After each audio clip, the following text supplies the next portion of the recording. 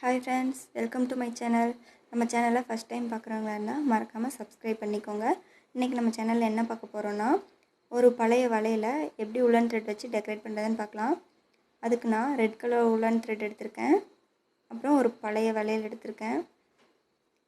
உலன் thread வந்து 4 line எடுத்திருக்கேன். அப்போ தான் வளையலில் சுற்றுறதுக்கு ரொம்ப ஈஸியாக இருக்கும். இப்போது வளையலில் க்ளூ தடவிட்டு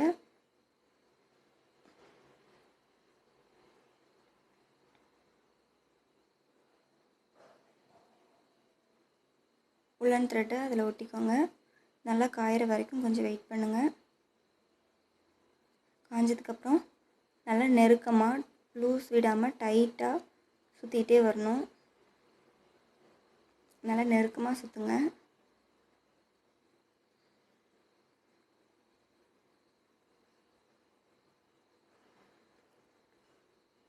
வளையல் தெரியாத மாதிரி நல்லா இறுக்கமாக சுற்றுங்க.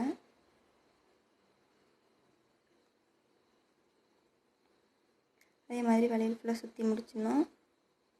இப்போ லாஸ்ட்டாக க்ளூ போட்டு அந்த த்ரெட்டை ஒட்டிடலாம்.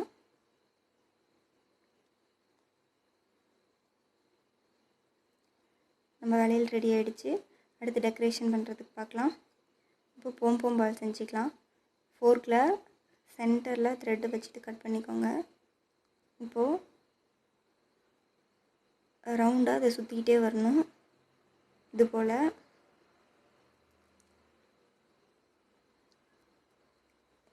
இதே மாதிரி 40 ரவுண்டு சுற்றணும். சுற்றி முடித்தாச்சு. எக்ஸ்ட்ரா த்ரெட்டை கட் பண்ணிக்கலாம். இப்போது சென்டரில் நூல் போட்டிருந்தோம்ல, அதை வந்து இறுக்கமாக கட்டிக்கணும். ஃபோர்க்லேருந்து த்ரெட்டை வெளியே எடுத்துகிட்டு உங்களால் எவ்வளோ டைட்டாக முடியுமோ அவ்வளோ டைட்டாக இறுக்கி முடிச்சு போட்டுக்கோங்க.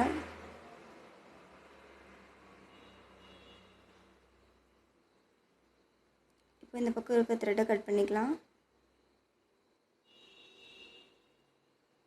அதே போல் அடுத்த சைடு இருக்கிற த்ரெட்டும் கட் பண்ணிக்கலாம்.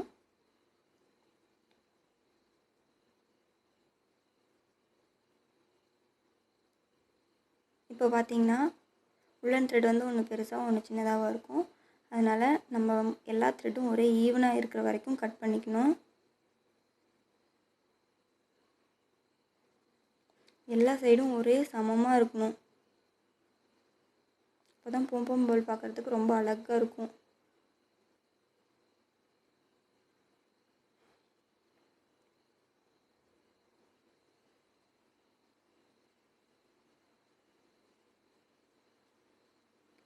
நல்லா ஈவனாக கட் பண்ணிக்கோங்க.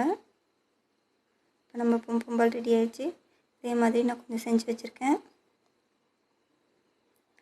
இப்போ அடுத்தது என்ன பண்ணணும்னா, நான் ஊசியில் ரெட் கலர் த்ரெட்டு கொடுத்து வச்சுருக்கேன். எண்டில் முடிச்சு போட்டுக்கலாம். இப்போது ஒரு ஒயிட் கலர் பீட் அதில் கொடுத்துக்கலாம்.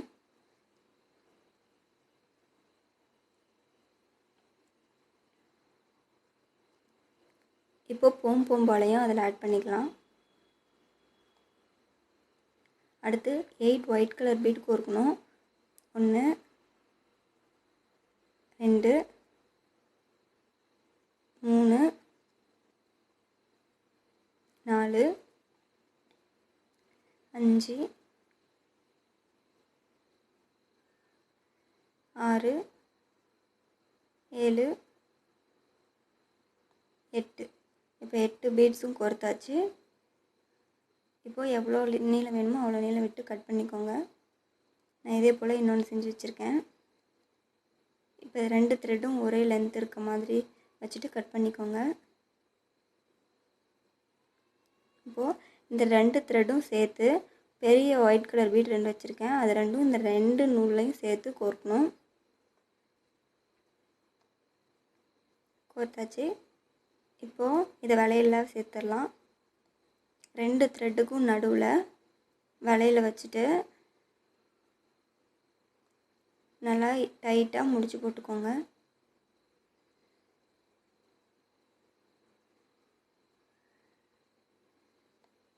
க்ளூ போட்டு கூட ஒட்டிக்கலாம்.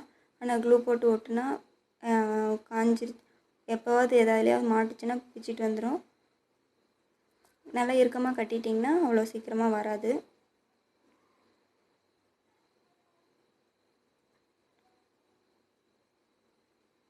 நல்லா டைட்டாக கட்டிட்டு எக்ஸ்ட்ரா இருக்க த்ரெட்டை கட் பண்ணிக்கலாம். நம்ம வளையல் ரெடி ஆயிடுச்சு. இது மாதிரி குழந்தைங்களுக்கு செஞ்சு கொடுத்தீங்கன்னா ட்ரெஸ்ஸுக்கு மேட்சாக சூப்பராக இருக்கும். பார்ட்டிக்கு எங்கேயாவது வெளில போகும்போதெல்லாம் போட்டு போனீங்கன்னா நல்லாயிருக்கும்.